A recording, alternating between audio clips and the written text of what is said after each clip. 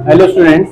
तो आज हम बात करने वाले हैं बहुत ही इंपॉर्टेंट टॉपिक के ऊपर, रिफ्रैक्टिव इंडेक्स। ठीक है, तो हमारा जो चैप्टर 10 चल रहा है फिजिक्स में, प्रकाश का परावर्तन तथा अपवर्तन, reflection of light and refraction of light. ठीक है, जिसको हम रिफ्लेक्शन ऑफ लाइट को पहले भी पढ़ चुके हैं और साथ ही साथ हम पढ़ चुके हैं रिफ्रैक्शन क्या होता है। ठीक है, आज हम सीखने वाले हैं। हमने रिफ्रैक्शन के पिछली वीडियो में हमने रिफ्रैक्शन के कुछ लॉज पढ़े थे। ठीक है ना, रिफ्रैक्शन के 2 लॉ पढ़े थे हमने। ठीक है, और उसमें हमने लास्ट जो सेकंड लॉ, स्नेल्स लॉ को हमने पढ़ा था, उसमें हमारे पास एक टर्म आई थी हमारी रिफ्रैक्टिव इंडेक्स। ठीक है, आज हम क्या करने वाले हैं, इस इंपॉर्टेंट टॉपिक के ऊपर फिर से क्या करने वाले हैं, बात करने वाले हैं कि रिफ्रैक्टिव इंडेक्स क्या होता है। ठीक है, पिछली वीडियो में हमने, याद होगा आप लोगों को, जब हमने स्नेल्स यानी सेकंड लॉ को लिखा था, रिफ्रैक्शन का जो सेकंड लॉ लिखा था वो क्या था हमारा, sine I upon sine R is equal to constant होता है। ठीक है ना, कांस्टेंट को हमने क्या बोला था, इसको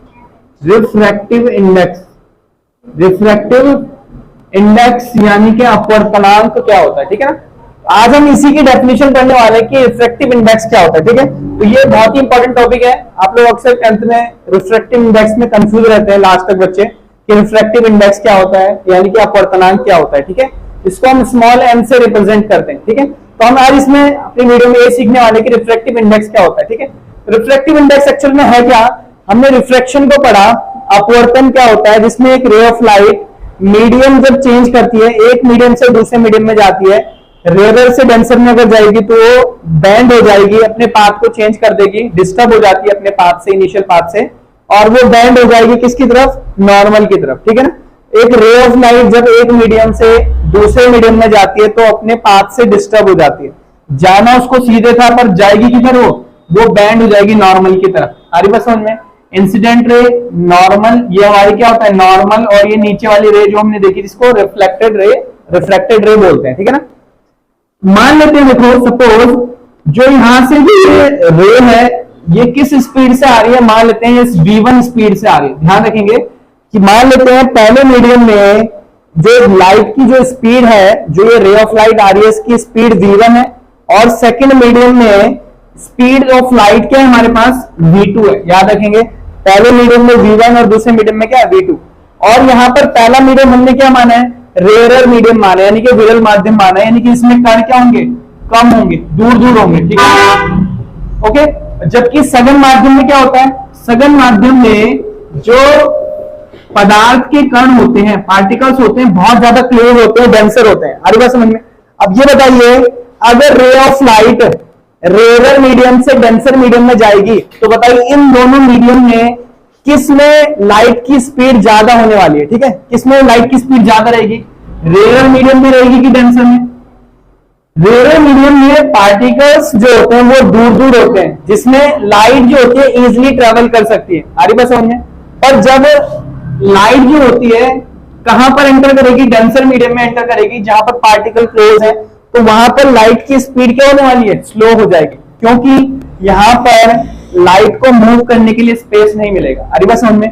तो लाइट क्या होगी, यहां पर v2 यानी कि ये जो स्पीड है v2 वो हमारी कम होगी एज कंपेयर टू v1। ठीक है, तो v1 की स्पीड और v2 क्या होगा हमारा, v1 ज्यादा होगा, v2 क्या होने वाला है, कम। कब, अगर पहला मीडियम रेयर है और दूसरा मीडियम क्या है, डेंसर। अगर इसका उल्टा हो, पहला मीडियम डेंसर और दूसरा रेयर हो जाए, तब उस कंडीशन में ये उल्टा हो जाएगा। आ रही बात समझ में, v1 कम हो जाएगा, v2 ज्यादा। अभी v1 ज्यादा है और v2 क्या है हमारा, कम है। ठीक है ना, तो एक्चुअल में होता क्या है, पहले मीडियम में जो स्पीड है लाइट की और जो दूसरे मीडियम में स्पीड है लाइट की, इन दोनों के रेशियो को ही हम क्या बोलते हैं, रिफ्रैक्टिव इंडेक्स बोलते हैं जनरली। ठीक है, तो रिफ्रैक्टिव इंडेक्स क्या होता है, पहले मीडियम में लाइट की स्पीड और दूसरे मीडियम में लाइट की स्पीड का जो रेशियो है, उस रेशियो को ही हम रिफ्रैक्टिव इंडेक्स बोलते हैं।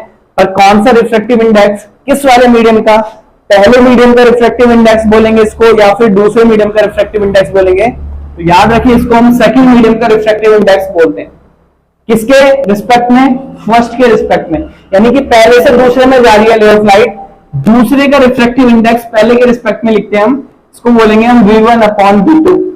कैसे लिखेंगे, देखो, the ratio of speed of light in first medium to the speed of light in second medium is known as refractive index of second medium with respect to first medium. ठीक है, अगर उल्टा कर दें सपोज हम इसको लिखेंगे कैसे, देखो मैथमेटिकली कैसे लिखेंगे, रिफ्रैक्टिव इंडेक्स को 1 and 2 लिखेंगे। इसका मतलब हुआ refractive index of second medium with respect to first medium, okay, 1 and 2 equal to होगा पहले मीडियम में speed of light divided by second medium में स्पीड ऑफ लाइट का रेशियो ही 1 and 2 यानी कि reflective index of second medium with respect to first medium होता है। आ रही बात समझ में? इस तरीके से लिखा जाता है। क्लियर? इसको हम समझे अगर कि पहले माध्यम में प्रकाश की चाल और दूसरे माध्यम में प्रकाश की चाल का अनुपात ही किसके बराबर होता है? दूसरे माध्यम का पहले के सापेक्ष अपवर्तनांक, ठीक है, दूसरे माध्यम का पहले के सापेक्ष अपवर्तनांक होता है, ठीक है। और अगर मान लेते हैं हम इसका उल्टा समझे, पहला मीडियम हमारा डेंसर हो और दूसरा मीडियम क्या हो हमारा रेयरर मीडियम हो, तब इसको हम कैसे लिखेंगे? तब इसको हम लिखेंगे 2n1 इज इक्वल टू क्या होने वाला है? V2/V1 हो जाएगा, ठीक है।